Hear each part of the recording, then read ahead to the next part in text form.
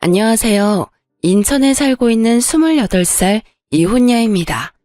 제 평생 결혼한 건 너무나 후회되는 일이지만 빠른 이혼을 한 건 정말 잘한 일이라고 생각하고 있어요. 제가 결혼 후 신혼을 즐기지 못하고 번갯불에 콩 구워 먹듯 이혼을 하게 된 이유를 이곳에 털어놓고 가도 될까요? 제 얼굴에 침 뱉기 같아서 그동안 어디 말 못하고 꾹 참고 지냈거든요. 그런데 이젠 저도 속 시원하게 털어내고 싶어요. 저는 어릴 때 꽤나 소문난 부잣집에서 태어났어요. 다만 그때 당시 집이 얼마나 넉넉했는지는 저도 체감한 적은 없어요. 왜냐하면 제가 기억이 없던 시절에 잘 나갔던 아빠의 사업은 완전히 망해버렸거든요. 그래서 부자였던 건 별로 기억나지 않지만 집이 못 살았던 기억은 아주 많이 남아있어요. 제가 초등학생 때 집에 돈이 없어서 한동안 저녁을 라면으로 먹을 때가 있었어요. 처음에는 아무것도 모르는 어린 마음에 매일 라면을 먹는다고 엄청 좋아했었죠. 그런 제게 어떤 말도 쉽게 못 꺼냈던 부모님의 참담한 얼굴이 가끔 떠올라요.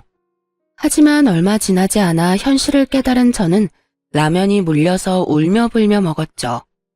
아빠가 다시 일어난 건 제가 초등학교를 졸업할 때쯤이었어요. 정말 이러다 온 가족이 죽나 싶을 때 아빠는 다시 재기에 성공하셨죠. 덕분에 저는 지금까지 부족함 없이 넉넉한 환경에서 자랄 수 있었어요.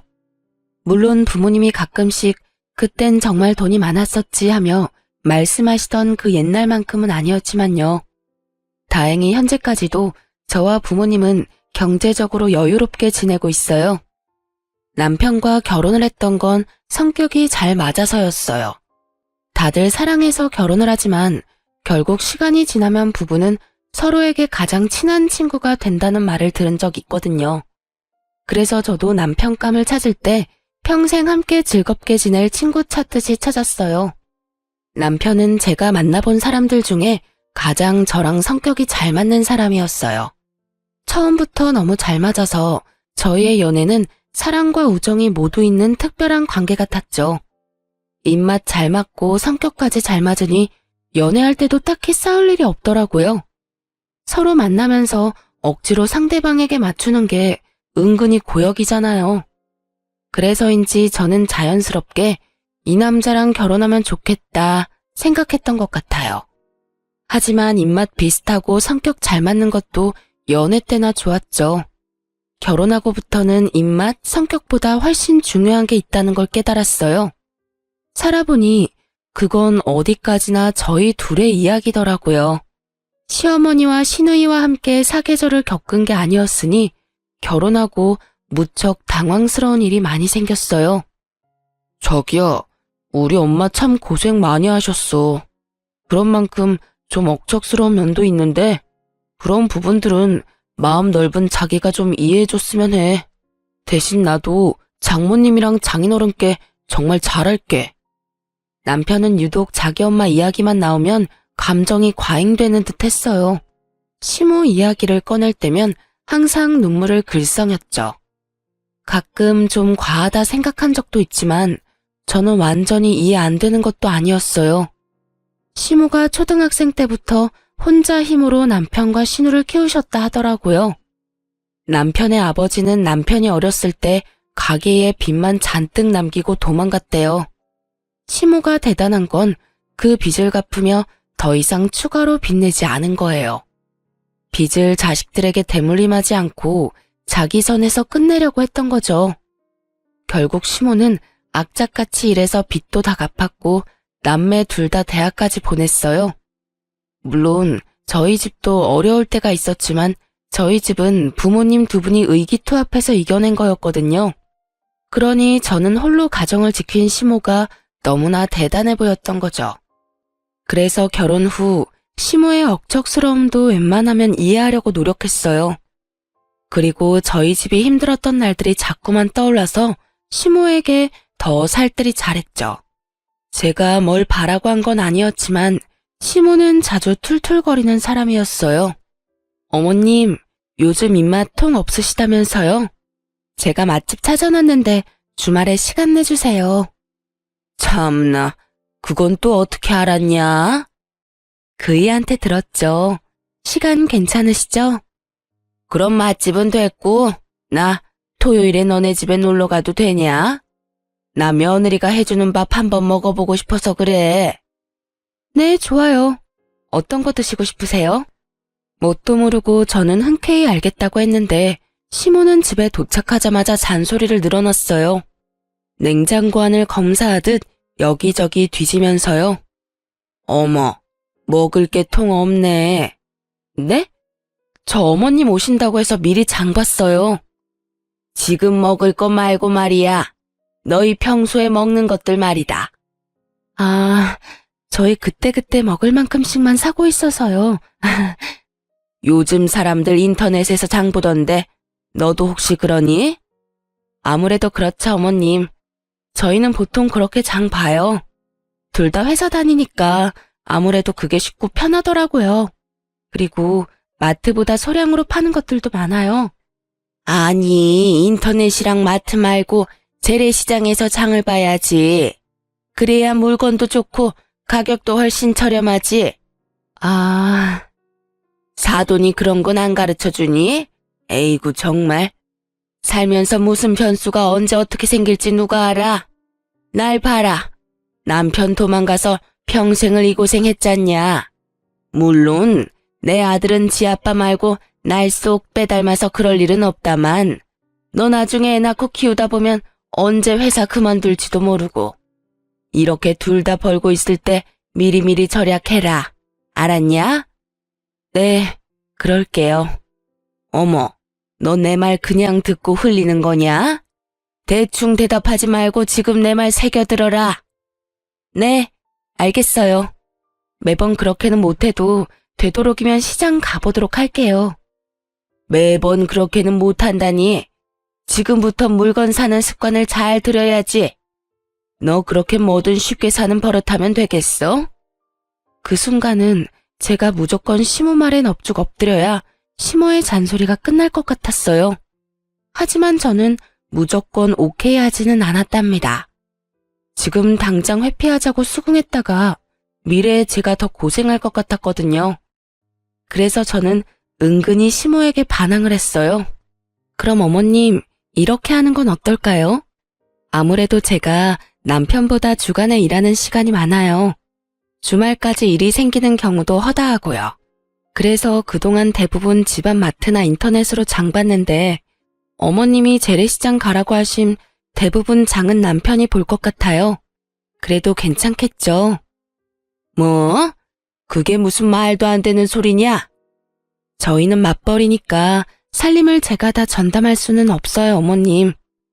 그래도 그이가 어머님한테 보고 배운 게 있으니까 저보다는 물건도 잘 볼 것 같긴 해요. 오히려 잘 된 거 아닌가요? 시모는 예상하지 못한 제 말에 잠시 벙찌더라고요. 응? 그래?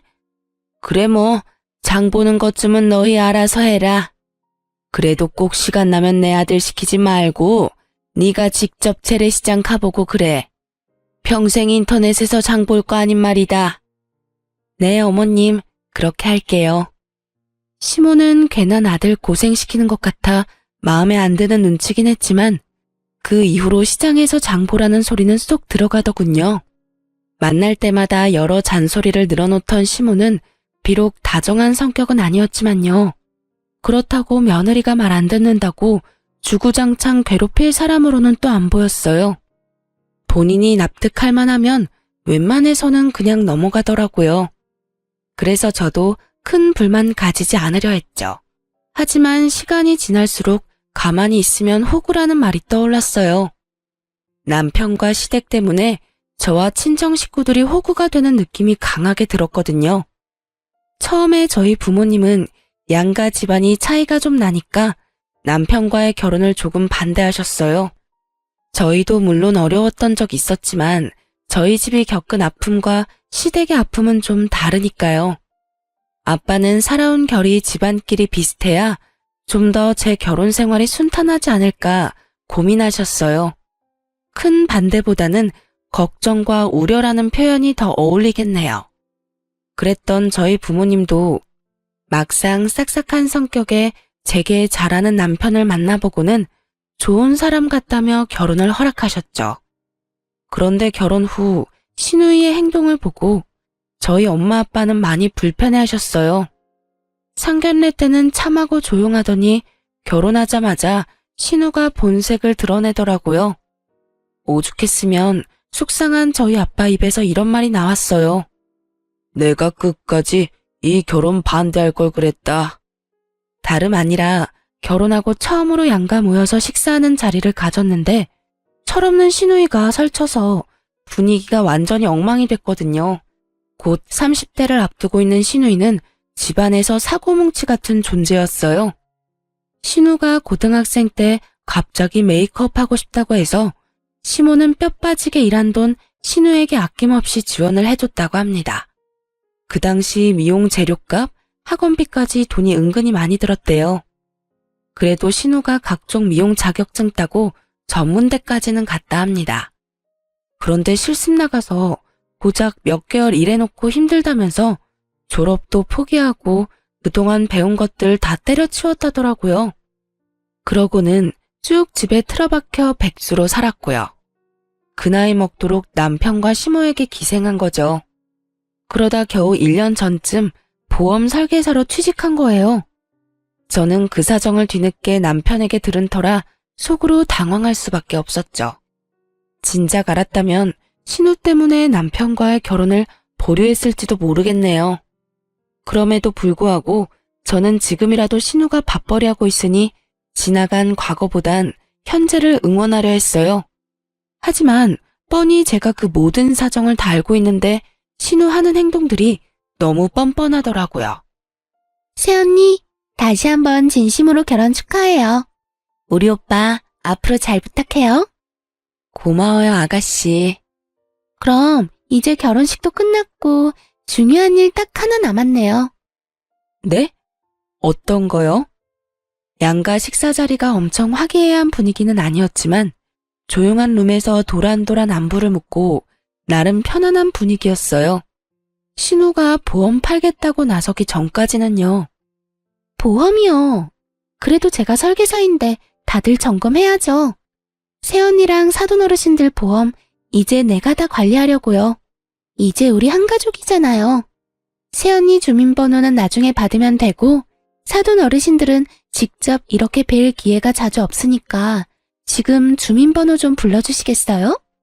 사돈 처녀, 아니 그게 갑자기 무슨 말이지? 당황해서 말까지 더듬는 저희 엄마의 말은 가뿐히 무시하는 신우였어요. 아니다. 그냥 새언니가 주민번호 전부 나한테 톡으로 보내요. 사돈 어르신, 걱정 마세요. 제가 다 알아서 할게요. 이제라도 부족한 보험 추가하고 필요 없는 보험은 정리해야죠. 그때 일식집이었는데 죽을 먹고 차례로 음식 나오려는 찰나였어요. 당연히 먹기도 전에 저희 가족들 입맛 다 떨어졌습니다. 저뿐만 아니라 저희 부모님 역시 신우의 건방진 태도에 깜짝 놀랐고요. 신우에게 제가 만만해 보였나 울컥 화도 치밀어 오르더라고요. 저는 그렇다 해도 저희 부모님 우습게 보는 것도 열받고 그걸 제지하지 않는 심오한 남편도 어이없었어요. 솔직히 가까운 가족 사이에도 보험은 정말 신중하게 가입하는 거잖아요. 본인이 필요하다 생각이 들면 열심히 알아보고 가입해도 되는 게 보험이고요. 그런데 신우이가 경력 있는 베테랑 설계사도 아니고 병아리 신입 설계사인 거 시댁도 저도 다 아는 사실이잖아요. 설령 신우가 보험의 여왕이라 했어도 그 식사 자리에서 갑자기 영업하는 것도 굉장히 무례한 일이라 생각했어요. 친정 부모님도 말문이 턱 막히셨고요. 아가씨, 여기서 이렇게 말할 게 아닌 것 같아요. 지금은 식사부터 하고 다음에 저랑 이야기해요. 상황 파악 못하는 신우이에게 저는 단호한 말투와 눈빛으로 경고했어요. 하지만 신우는 눈치는 진작에 말아먹은 사람처럼 굴더군요. 다음 언제요? 에이 설마 새언니 혹시 나 못 믿어요? 제가 설마 가족들 주민번호 받아서 엄한 데 쓰겠어요? 오래 걸리는 이야기도 아니고 그냥 천천히 식사하면서 이야기하면 되죠. 새언니 보험은요, 내일 다음에 이런 식으로 미루다 보면 진짜 큰일 나요. 아가씨, 어머, 새언니, 지금 저한테 소리 지른 거예요? 나는 그냥 좋은 마음으로 물어보는 건데 좀 많이 서운해지려고 그러네. 심지어 그때까지 제 남편은 한마디 거들지도 않더군요. 저는 남편이 입에 본드칠이라도 한 줄 알았네요. 제 언성이 점점 높아지자 지켜보시던 친정아빠가 제 손을 조용히 잡고 말했어요. 사돈처녀, 열심히 사는 모습은 보기 좋네요. 그런데 지금 이 자리는 결혼식 무사히 끝나고 우리가 처음 만나는 자리 아닌가요? 아직 그런 사적인 이야기를 꺼내기엔 이른 것 같은데. 난 오늘은 즐거운 식사 자리에 집중하고 싶네요. 자네 생각은 어떤가? 네, 그렇죠. 장인어른 말씀이 맞습니다. 이제 소정아, 그 얘기는 그만하자. 내가 뭘 어쨌다고. 아빠가 남편에게 묻자 남편은 그제서야 그만하라고 시누이를 말렸어요. 시누이는 식사하는 내내 입이 대빨 튀어나와선 아무 말을 하지 않았어요. 차라리 그렇게 입을 다문 편이 나았죠. 시모는 창피는 했는지 나중에 시누이 등짝 때리는 건 얼핏 봤어요. 문제는 그 이후에 신우가 전화와서 엄청 우는 소리를 하는 겁니다. 새언니, 나 이번 달 실적 조금만 더 채우면 되거든요? 저 좀 도와주면 안 돼요? 보험 비싼 거 가입하라고는 강요 안 할게요. 이참에 진짜 보험 점검하면 좋잖아요. 아가씨, 네? 어머님이랑 남편은요? 그게 아가씨한테 보험 들었어요? 엄마랑 오빠는 어떤 보험 들지 아직 고민 중이에요. 어머님이랑 오빠 가입하면 그때 저도 생각해 볼게요. 너무해요, 진짜. 너무한 건 아가씨죠. 적어도 아가씨 가족인 어머님이랑 오빠는 설득해야 저도 믿음이 갈 거 아니에요. 저는 신우에게 시모랑 남편부터 가입시키고 오라고 했어요. 고집 세고 짠순이인 시모가 아무리 자기 딸이라고 해도 1년 된 설계사한테 덥석 보험을 새로 들 리가 없다는 걸 짐작했거든요. 아니나 다를까 시누이는 시모는 물론이고 남편에게도 가입 성공을 못 시켰더라고요. 본인 가족도 한 명 가입 못 시키는데 뭘 믿고 제가 가입하겠어요. 다행히 그 이후로 신우는 제 앞에서 보험의 보자도 안 꺼냈어요. 저는 진짜 신우이가 보험회사에서 진득하게 몇 년 일을 하는 모습을 보이면 그때 상담해보고 하나쯤 보험 들어주려고 했어요. 물론 부족했던 제 보험 보장도 채울 겸 저렴한 보험으로요. 그런데 그 마음이 싹 사라지게 남편이 제게 핀잔 아닌 핀잔을 주는 겁니다. 신우가 잠잠하니 이제 남편이 제 속을 뒤집더라고요. 그래도 내 동생인데 한번 눈 딱 감고 도와주면 안 돼? 가만 지켜봤는데 당신 너무 냉정하다. 응? 그게 무슨 소리야? 그러는 당신은 왜 아가씨 안 도와주는데? 아가씨도 그렇고 당신도 그렇고 대체 왜 나랑 우리 집에만 그래? 어머님이랑 당신이 들어주면 되잖아. 말을 왜 그런 식으로 해? 그럼 내가 말이 예쁘게 나오겠어? 당신이야말로 내가 가만 지켜봤는데 그동안 왜 자기 동생 안 말렸어? 내가 아가씨 문제로 싸우기 싫어서 잠자코 있으니까 바보로 보였어? 그건 걔가 철이 없어서 그런 거고. 그러니까 왜 나이만 먹고 철없는 동생 하는 짓을 엄한 데서 따지냐고. 막말로 내가 따져야지. 철없이 행동한 걸 알았으면 당신이 제지했어야 맞는 거 아니야? 내 말 틀렸어? 가족끼리 돕고 싶으면 당신이랑 어머님이 가입해주면 되는 건데 자기 가족도 안 들어준 보험을 왜 우리 친정에 가입하래? 연애 때 그렇게 잘 맞던 남편과 처음으로 싸운 이유가 바로 신우이라니. 기분이 너무 언짢더라고요. 게다가 앞으로 남편과 삐걱거릴 순간들이 눈앞에 너무 그려지더라고요. 결혼하면 무조건 잘 살 줄 알았는데 철없는 신우 편을 들어주는 남편이라니. 솔직히 크게 실망했어요. 이건 완벽한 내로남불 아닌가요?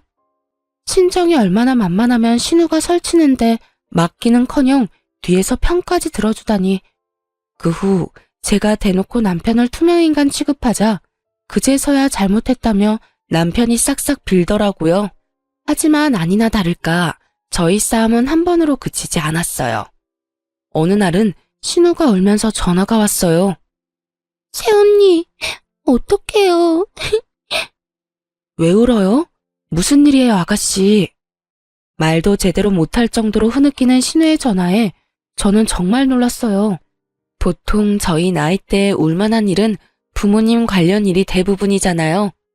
저는 혹시나 시댁에 무슨 큰일이 생겼을까봐 놀라서 바쁜 일 제쳐두고 신우가 있는 곳으로 달려갔죠.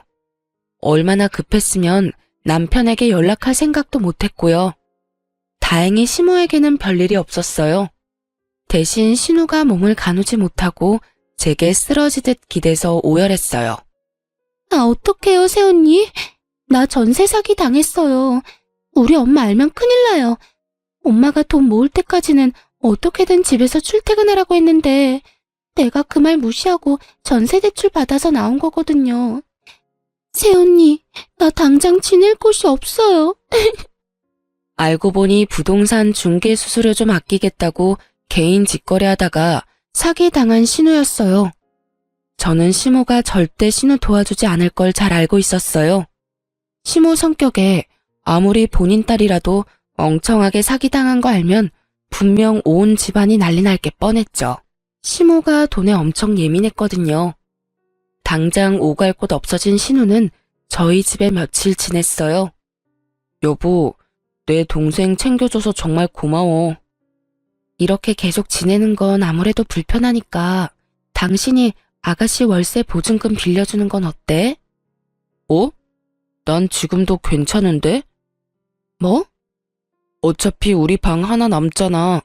그러지 말고 그냥 동생한테 월세 받는 건 어때? 난 싫어. 여기 우리 신혼집이야. 자기 신혼 뜻 몰라?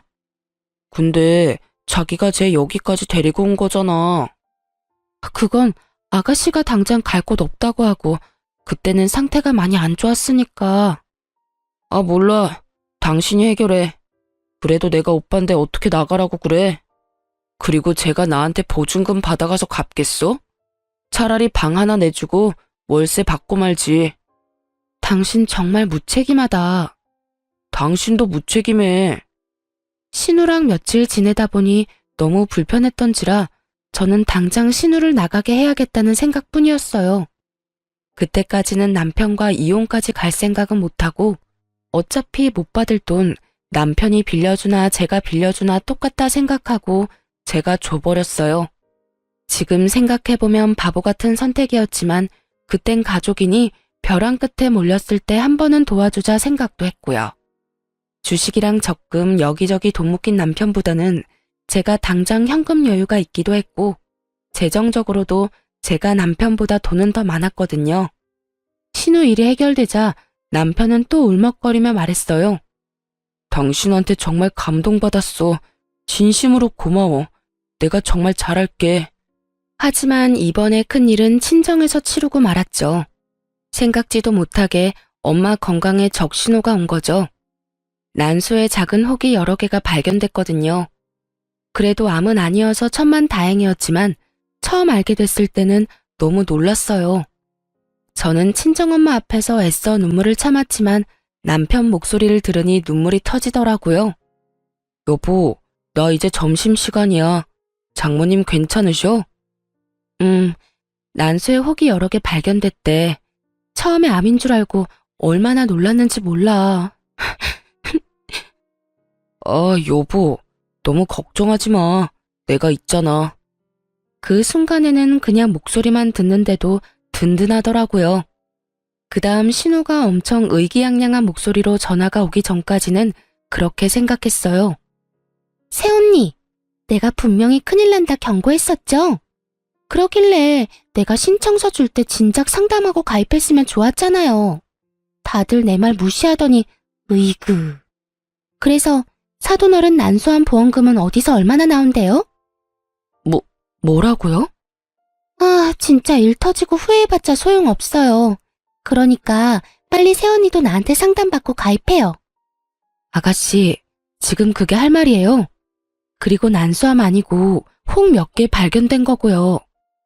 남편이 제대로 전달을 못한 건지 난소암이라고 잘못 전달한 거였죠.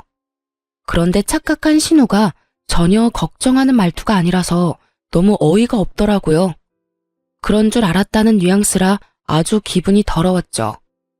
게다가 그 상황에 저한테까지 보험을 팔려고 하는 그 가증스러운 모습 보고 오만정이 뚝 떨어졌어요.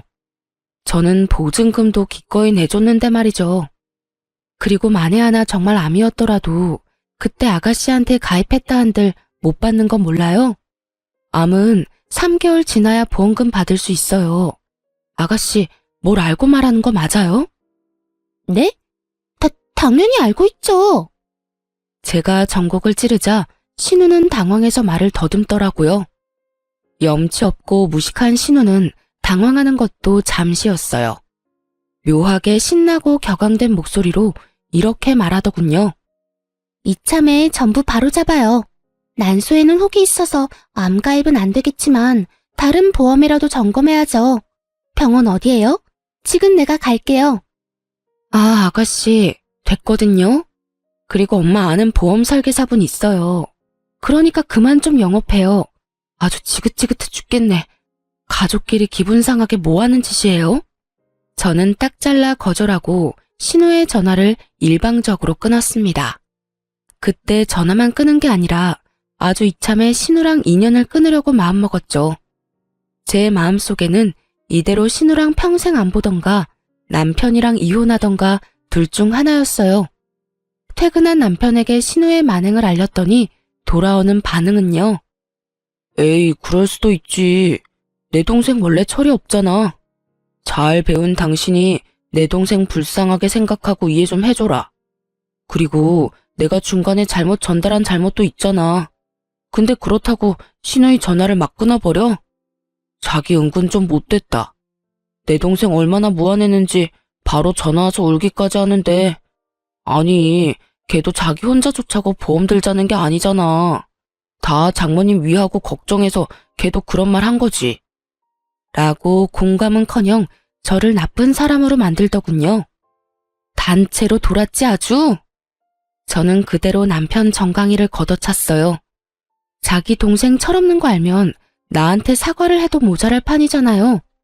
그런데 동생 운다고 저한테 와서 따지고 드는 꼴이라니. 남편이 아니라 원수가 따로 없었어요. 그렇게 여동생 끼고 돌 거면 그냥 결혼 안 하고 평생 자기 동생이랑 살면 좋잖아요. 아이, 이게 뭐 하는 짓이야? 이혼해. 이혼하자고, 이 나쁜 인간아. 넌 네 불쌍한 동생이랑 평생 살아. 이혼이라니. 에이, 내가 잘못했어, 여보. 화 풀어. 붙잡는 남편 두고 집을 나왔는데 기막힌 타이밍으로 시모가 밖에서 저녁 먹자고 전화가 오더군요. 할 말이 있다고요. 저는 이혼 선언하기에 딱 알맞은 기회라 생각하고 시댁을 갔어요. 그런데 그 자리에 신우가 같이 앉아 있더라고요. 왔어요, 새언니? 아가씨가 있는 줄은 몰랐네요. 신우는 시모 눈치를 슬금슬금 보더니 제게 미안하다고 사과를 하더라고요. 시모도 딸 잘못 키워서 미안하다며 신우 등짝을 때리더군요. 솔직한 심정으로 시모까지 미안하다며 고개를 떨어뜨리는데 일을 너무 크게 만드는 것 같아 마음이 참 복잡하더라고요. 그런데 시모가 뜻밖의 말을 꺼내더군요. 저기, 내가 1억 3천이 당장 필요한데 말이야. 동진이한테 먼저 말할까, 너한테 먼저 말할까 많이 고민했어.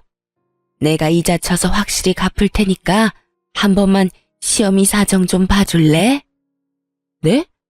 어머님, 갑자기 그 큰 돈이 왜 필요하세요? 시모가 신우이처럼 철없고 정신 나간 사람이 아니라고 생각해서 그 큰 돈이 어디에 필요한지 궁금은 하더라고요. 시모는 일요일 하루 빼고 매일 아르바이트 하러 나가는 사람이었으니까요. 신뢰가 없는 건 아닌데 큰 돈을 갑자기 빌려주기엔 부담스러웠어요. 아니, 애초에 빌려줄 생각도 없었고 어떻게 잘 거절할지 방법을 생각하고 있었죠. 그때 속으로 아차했던 게요. 신우 보증금 조건 없이 한번 빌려주니까 이런 식으로 제가 힘들어지는구나 싶었어요. 들어보니 시모는 본인 장사를 하고 싶은 거였어요. 좋은 기회로 딱 1억 3천이면 보증금도 권리금도 해결할 수 있다더라고요. 시모는 반찬 가게에서 일했는데 손맛이 꽤 좋아서 그 동네 사람들이 알아주는 거 저도 알고 있었어요. 만약에 제가 가계보증금 빌려줘도 시모가 쓰는 게 아니라 돈이 묶이는 거니까 몇 년 후 제게 다시 돌아오겠지 생각은 했어요. 그래도 결혼한 지 얼마 안 돼서 부부 사이에 잡음이 나오는 와중에 남편 집안에 그 큰 돈을 빌려주고 싶지 않았어요. 장황한 설명에도 제가 긍정의 말이 없자 시모는 삐친 얼굴로 말없이 식사만 했어요. 저는 중간에 화장실로 도망가 남편에게 당장 오라고 했죠. 남편과 통화를 끝내고 화장실에서 나왔는데 그 넓은 고깃집이 시끄럽도록 둘이 하하호호 웃으며 난리가 났더라고요.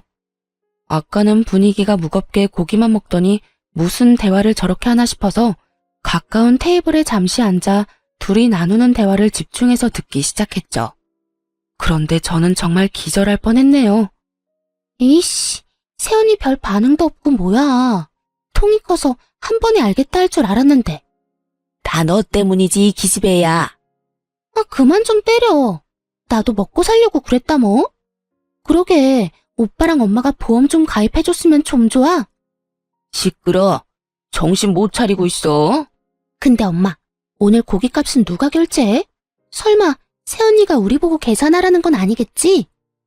예, 그럼 우리가 돈 빌리는 입장인데 계산 안 할 수도 없잖냐. 넌 그러니까 무슨 생각으로 이 비싼 고깃집으로 온 거야? 오랜만에 소고기 먹고 싶었단 말이야. 세연이 진짜 짜증나. 저번에는 500만 원 바로 입금해주더니. 그래도 착하잖냐. 아주 퍽하면 속아. 저러다 엄한 데 가서 사기라도 당할까 걱정될 만큼. 그래, 뭐 좀 답답해도 착한 건 인정. 덕분에 전세 사기 당했다고 거짓말하고 원룸 보증금까지 건졌잖아. 근데 엄마, 세연이 말이야. 나 월세도 가끔 내달라고 부탁하면 내줄 것 같지 않아? 어머. 그럼 네가 우는 소리 종종 해봐. 너 그런 거 잘하잖냐? 제발 똑똑하게 굴어. 보험 팔 생각만 하지 말고. 이제 우리 집 든든한 금고 생겨서 얼마나 다행이야. 엄마, 가게 보증금 얼마랬지? 약속한 대로 5,000원 나 주는 거다. 너 허튼 곳에 쓰면 정말 죽어. 듣다가 알게 됐는데 시모는 제게 큰 돈 빌려서 보증금 내고 자기 딸이랑 본인 종잣돈 만들 생각이었나 봐요. 애초에 돈 빌리고 갚을 생각도 없어 보였고요. 몇십만 원씩 갚다가 안 갚으면 그만이라는 말까지 들었거든요. 저는 다 들었지만 아무것도 못 들은 척 태연하게 굴었어요. 분하지만 흥분해서 어버버 따지고 싶진 않았거든요. 그럼 오늘 고기는 어머님이 사주시는 거죠? 저 요즘 안 그래도 기력이 딸렸거든요. 감사히 잘 먹겠습니다, 어머님. 응? 뭐 그래, 맛있게 먹어라. 저는 일부러 비싼 소고기만 계속 주문했어요. 그날은 채기도 하나 없이 어찌나 음식이 잘 넘어가는지요. 아마 이혼하겠다는 결심에 속이 너무 후련해서 그랬는지 모르겠네요. 시모와 신우는 비싼 고기 손도 못 대더라고요. 저만 야무지게 잘 먹었어요. 30만 원 넘게 나왔는데 손을 벌벌 떠는 시모였죠. 어머님 잘 먹었습니다. 설마 돈 아까운 건 아니죠? 아깝다니. 우리 며느리 잘 먹어서 나는 너무 기분 좋아. 억지 웃음 짓는 시모와 신우를 끌고 카페로 자리를 옮기자고 부추겼어요. 알겠다며 또 억지 웃음을 짓는 모녀였죠. 시모는 예상치 못한 큰돈을 지출해서 그런지 얼굴이 잔뜩 어두워져서는 카페에서도 돈 이야기를 꺼내더라고요. 그럼 돈은 해주는 거지? 어머, 어머님 얼마라고 했었죠? 1억 3천. 오늘 해줄 거야? 해줄 거지? 일단 케이크부터 좀 먹을까요? 여기 케이크가 진짜 맛있거든요. 후식은 아가씨가 사는 거죠? 고마워요. 잘 먹을게요. 그리고 저 이따 갈 때 포장도 좀 해갈게요. 네네, 그럼요. 제가 쏠게요, 새언니. 저는 또 신우 돈으로 디저트랑 커피 왕창 시켰어요. 그리고 야무지게 디저트 먹으면서 얄밉게 말했죠. 그런데 말이죠, 어머님. 돈 30만 원에는 벌벌 떨면서 며느리 돈은 아무렇게나 쓰여도 괜찮나 봐요? 뭐? 너 지금 뭐라고 했냐? 새언니, 아까 설마 다 들은 거예요? 아무 말을 하지 않고 가만히 있자 긍정의 의미로 알아들은 모녀가 제게 다 오해라며 펄펄 뛰기 시작하더군요. 저는 아무렇지 않게 웃으면서 말했어요. 걱정 마세요. 돈은 생길 테니까요. 네가 도와주려고? 에이, 미쳤어요. 내가 왜요? 댁 아들이 도와주겠죠. 이혼하면 신혼집에 들어간 돈 다시 반반 나눌 거예요. 그러니까 아줌마 필요한 그 돈은 아들한테 달라 하세요. 왜 엄한 사람한테 돈을 자꾸 뜯으려 하실까? 아참, 혼수는 내가 했으니까 다 가져갈 거고요. 제 말에 두 모녀 얼굴이 울그락불그락 변하는데 참 보기 좋더라고요. 그래서 다 마시지 못한 커피는 신우 얼굴에 시원하게 부어줬습니다. 열받은 김에 정신 좀 차리라는 의미였죠. 차가워. 너 지금 내 딸한테 무슨 짓이야? 마음 같아서는 팔팔 끓는 뜨거운 커피 들이붓고 싶은데 착한 내가 참았어요. 커피가 한 잔뿐이라 따님한테만 부었는데 아쉬우세요? 뭐 아쉬우면 한 잔 더 시키고요. 이번엔 따뜻한 거 시킬 건데 괜찮죠? 뭐? 단단히 미쳤구나 너.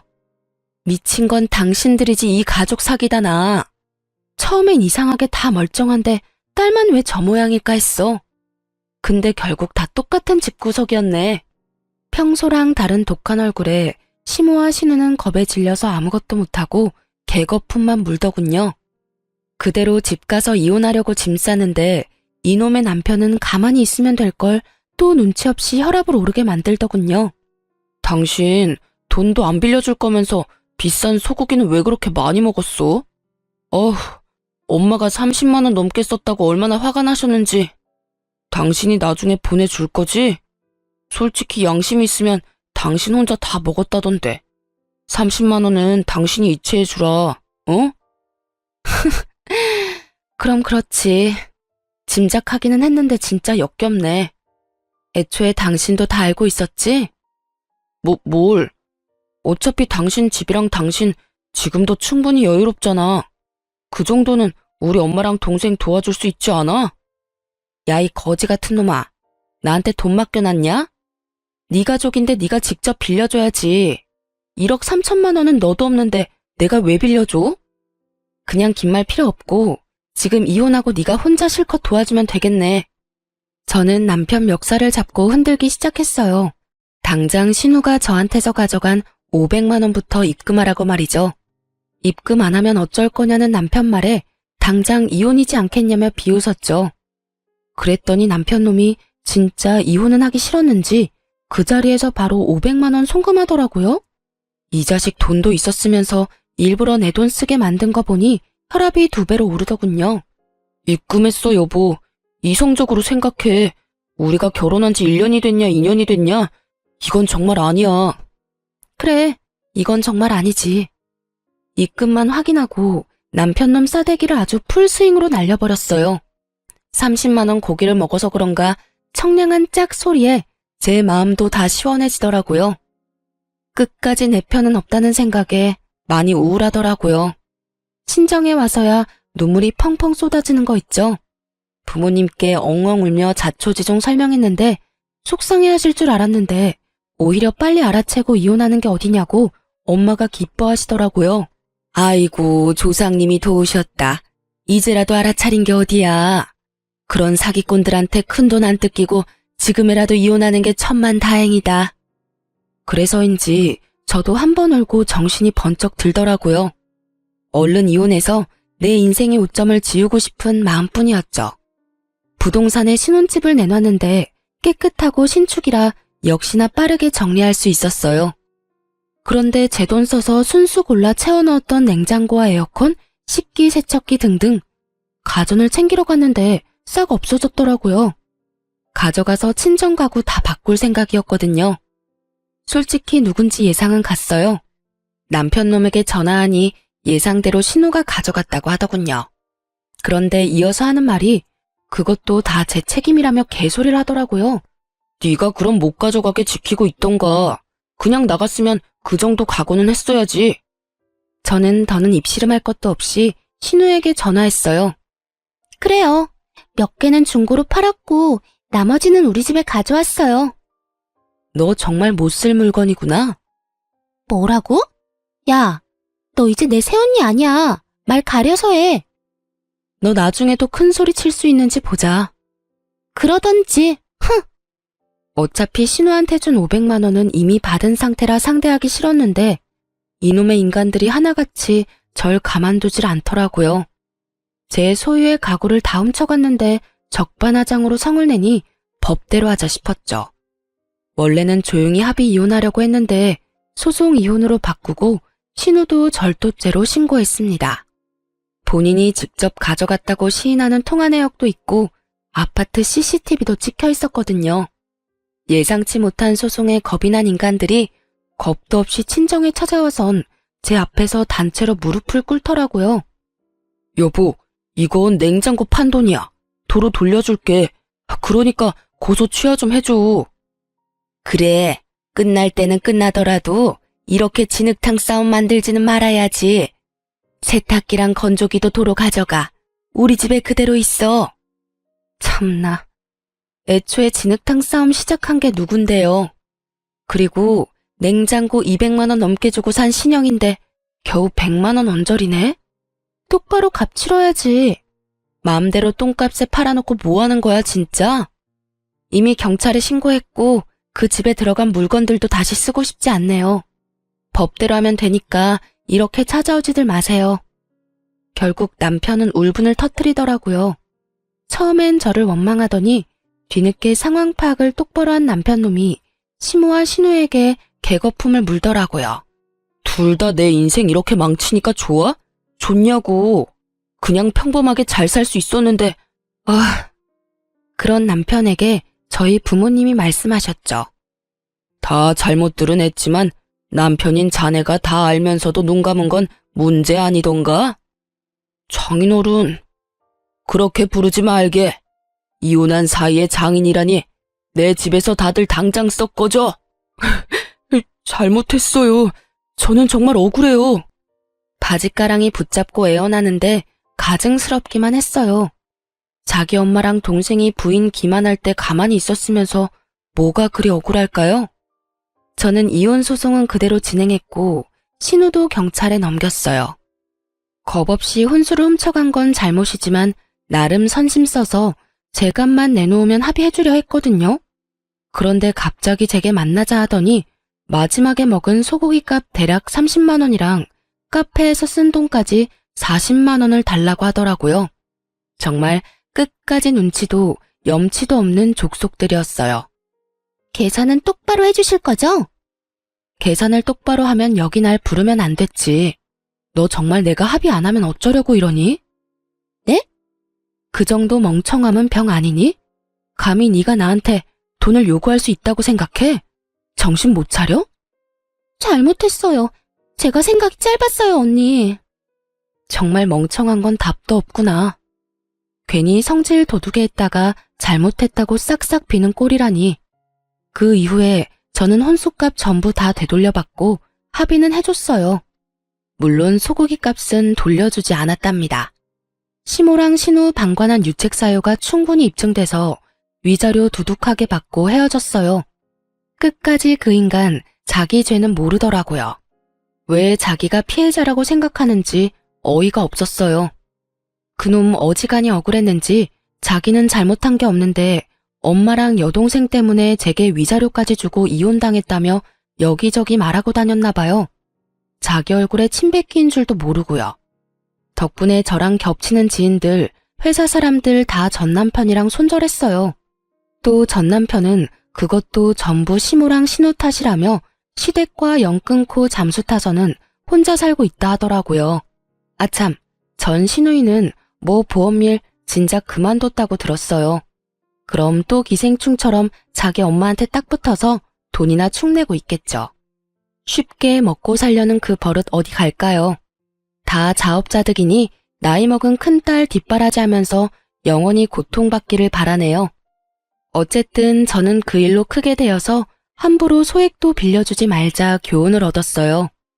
멍청하게 또 속아서 큰돈 떼일 수도 있으니 앞으론 제 지갑 절대 안 열려고요. 그리고 저는 재혼도 안 하고 그냥 혼자 잘 살고 싶어요.